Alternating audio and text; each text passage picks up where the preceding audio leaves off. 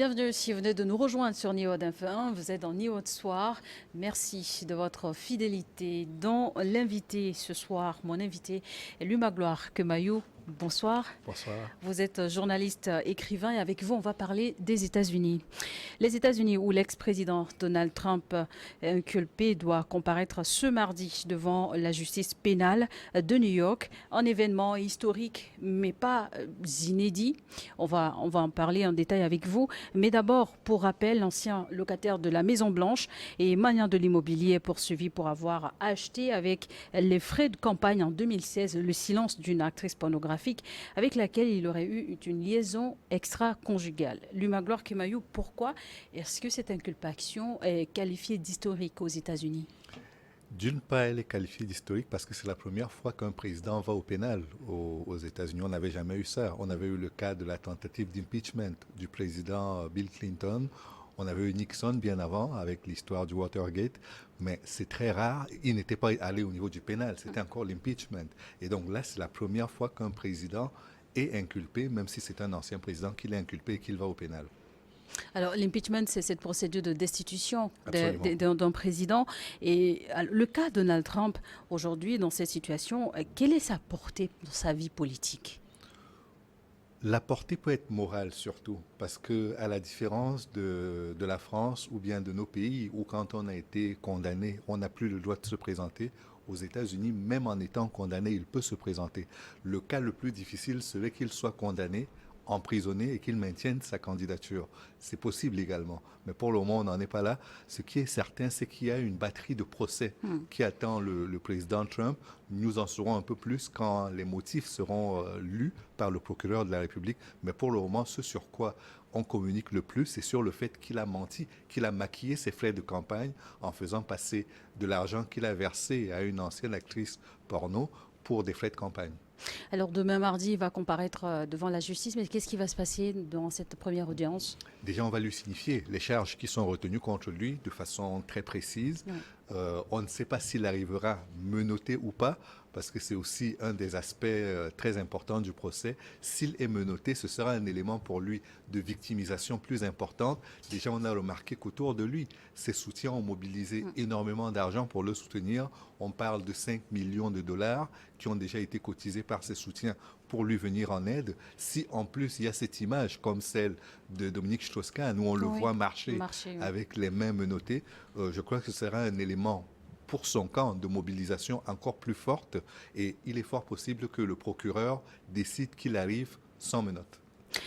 Avoir versé 130 000 dollars pour acheter le silence de sa présumée maîtresse et se faire passer et faire passer cette dépense dans les frais de campagne, cela constitue une violation de code de financement électoral aux États-Unis. Et c'est ce qu'on reproche à Donald Trump dans cette affaire. Oui, c'est la première salve. C'est-à-dire qu'on prend le financement de la campagne en 2016, mais ce n'est que la première partie. Il y aura d'autres parties, il y a d'autres dossiers, l'attaque du Capitole et d'autres dossiers, par exemple les documents secret défense qui se sont retrouvés dans sa maison alors qu'il n'aurait jamais dû s'y retrouver.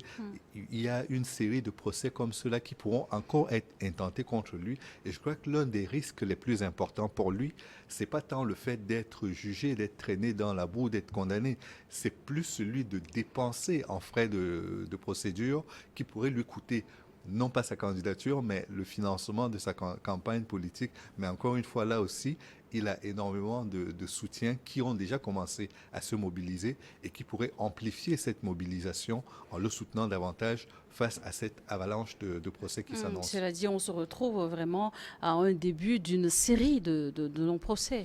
Oui, je pense que Netflix à côté, ce sera de la gnognotte. Mais bon, Oui. ce qui est certain, c'est que nous sommes aux États-Unis et les affaires comme celle-là font beaucoup de bien à beaucoup de personnes, à commencer par les réseaux de télévision qui vont en faire leur chou gras. Ensuite, sur le plan politique, nous sommes à mi-mandat de Joe Biden. Dans 2 ans, ce seront les élections présidentielles. Nous sommes en plein dans la préparation de la prochaine élection. Donc, ça va alimenter tout cela et je crois que c'est presque un mal pour un bien. Et surtout, quand les États-Unis ont organisé le sommet pour la démocratie, où ils ont invité les pays africains, il est important de redorer le blason de la démocratie américaine en refaisant le procès de chacune des étapes où on a eu l'impression que la démocratie américaine était en train de mordre la poussière. Et je crois que c'est aussi le sens de ce procès, de cette série de procès. Vous parliez d'affaires tantôt, justement, et Donald Trump lui-même est un homme d'affaires. Quel impact sur ses business?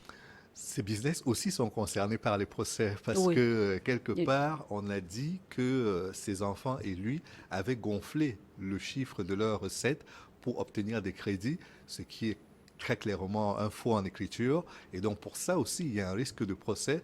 Est-ce que cela débouchera sur la saisie de ses affaires? Est-ce que pour le moment, je n'en sais pas grand-chose, mais ce qui est certain, c'est qu'au niveau de ses affaires également, des choses lui sont reprochées et il y a probablement un procès qui lui sera fait par rapport à ce faux en écriture que ses enfants et lui ses enfants et lui ont procédé. Alors, on ne connaît pas encore les chefs d'accusation qui seront retenus contre lui par le procureur de Manhattan, mais si la question de responsabilité est retenue, qu'est-ce qui pourrait se passer ensuite?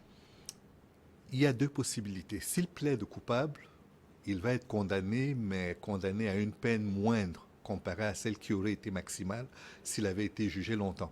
Mais s'il nie les chefs d'accusation, s'il n'accepte pas sa culpabilité, là, il y aura un procès fleuve probablement, qui coûtera beaucoup de temps, beaucoup d'argent, en renommée également, parce que même si aujourd'hui il a des soutiens très fervents qui cotisent pour son procès, pour financer son procès, il est certain que son image sera abîmée au sein d'une autre frange des républicains qui ne veut qu'une seule chose, c'est de se débarrasser de lui.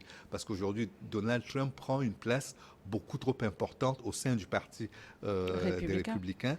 Et à la veille de cette élection, ce qu'il faut remarquer, c'est que ses soutiens, c'est-à-dire ceux qui n'ont pas reconnu sa défaite à la précédente élection présidentielle, n'ont pas perdu leurs prochaines élections. Oui. Voilà. Et il en a soutenu quelques-uns lors de la campagne également qui n'ont pas été élus, mais la base de ceux qui l'ont porté au pouvoir en 2016, elle reste encore très solide. Et au niveau du socle électoral, pour le moment, on ne peut pas encore mesurer quel est l'impact parce que la première fois qu'il a appelé à une mobilisation populaire pour empêcher son arrestation, il y a eu très peu de monde qui s'est mobilisé. Donc peut-être oui, c'est un ancien président aussi. C'est un ancien président, mais rien n'empêche que actuellement que la machine s'est mise en route et qu'il peut par moment montrer des signes de quelqu'un qui se victimise, qui se considère comme victime de la machine judiciaire pilotée par les démocrates. Il est possible que ce soit un fervent élément, un levier de soulèvement des masses qui pour le moment était restée plutôt discrète par rapport à ces appels. Mais le Magloire Kemayou, quand vous parlez de condamnation, qu'est-ce que ça veut dire? Ça veut dire que Donald Trump peut risquer une condamnation à la prison?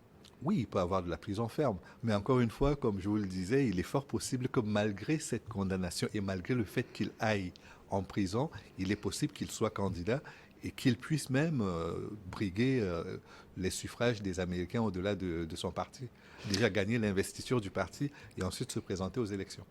Il pourrait alors Il pourrait absolument, ça ce n'est absolument pas intéressant. Puisque dans les années 20, juste avant la Première Guerre mondiale, il y a un candidat qui avait subi cela, un candidat socialiste, qui avait été mis en cellule.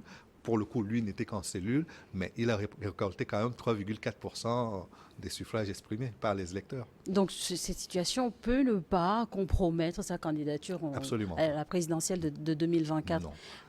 Non, c'est-à-dire que même si, parce que quand il dit que c'est une machination des démocrates, oui, il a beau jeu de le dire. Politiquement, ça peut le servir. Mais de l'autre côté, dans les faits, ça n'a aucun impact sur son avenir politique. S'il était jugé, condamné et emprisonné, il pourrait toujours prétendre à l'investiture du Parti républicain et il pourrait même éventuellement, si les Américains continuent de lui faire confiance, devenir président des États-Unis. Donald Trump redevenir président des États-Unis. Alors, il est attendu à se présenter de lui-même demain ou est-ce qu'il faut aller le chercher? Je pense qu'il se présentera de lui-même, mais qu'après, l'inconnu, c'est de savoir s'il arrivera menotté ou pas, en salle d'audience. Et au sein du Parti républicain, comment est-ce que cette situation est vécue? Pour le moment, il y a un bloc qui est fait autour de lui. Même Mike Pence, son ancien vice-président, fait bloc avec lui et condamne le fait que ce soit une machination des démocrates, puisque le procureur de Manhattan comme ils sont élus, ils doivent choisir un camp, et lui, il a choisi le camp démocrate. Il considère que c'est une pression que les démocrates mettent pour nuire à l'image de leur candidat et surtout à l'ancien président qui pourrait, selon eux, regagner son siège au sein du bureau ovale de la Maison-Blanche. Nous sommes aux États-Unis. C'est un procès à l'ouverture qui peut durer, qui peut aller jusqu'au bout. C'est un feuilleton, vous l'avez dit au début, c'est tout à fait un feuilleton. On n'est plus uniquement dans le domaine du procès, c'est carrément un feuilleton. Et donc, il sera suivi avec beaucoup d'intérêt, un peu comme l'investiture des présidents américains qui est suivie dans le monde entier à chaque fois que l'événement a lieu. Ça pourrait toujours aller dans l'intérêt ou l'avantage de Donald Trump si jamais il se représentait candidat pour 2024. Dans sa cote de popularité peut toujours C'est une belle tribune. C'est une belle tribune parce que c'est presque se payer une publicité à peu de frais que d'être dans une tribune comme celle-là où on doit défendre son image en estimant que l'on est accablé par des adversaires politiques qui n'ont rien trouvé à vous reprocher et qui donc vous accablent avec des accusations infondées. C'est une belle tribune, mais en même temps, c'est un couteau à double tranchant parce que si finalement il est convaincu d'être coupable de tous les motifs qui lui sont reprochés, ce serait quand même un coup, il prendrait du plomb dans l'aile. Sa campagne en prendrait un coup de plomb. En tout cas, les soutiens de Donald Trump se mobilisent aux États-Unis. Demain, est-ce que cela peut avoir une influence sur le procès, un impact? La mobilisation sera encore au rendez-vous demain Nous le verrons bien. Pour le moment, on ne peut pas lire dans la mare de café. Oui. Mais ce qui est certain, c'est que demain, les dispositions seront prises pour que l'inculpé arrive, qu'il se présente devant les juges, qu'il soit entendu et que le procès commence enfin. Il arrivera libre et présumé innocent comme cela se doit, naturellement. Merci beaucoup, Liu Magloire Kemayou, d'avoir accepté de répondre à nos questions. On reste donc à l'écoute des événements demain aux États-Unis, si Donald Trump va se présenter ou non, et suivre aussi l'évolution de la situation. Merci beaucoup. Merci à vous également de nous avoir suivis. On marque une pause pour une nouvelle édition du journal. Et juste derrière, ce sera le plateau de Regards croisés.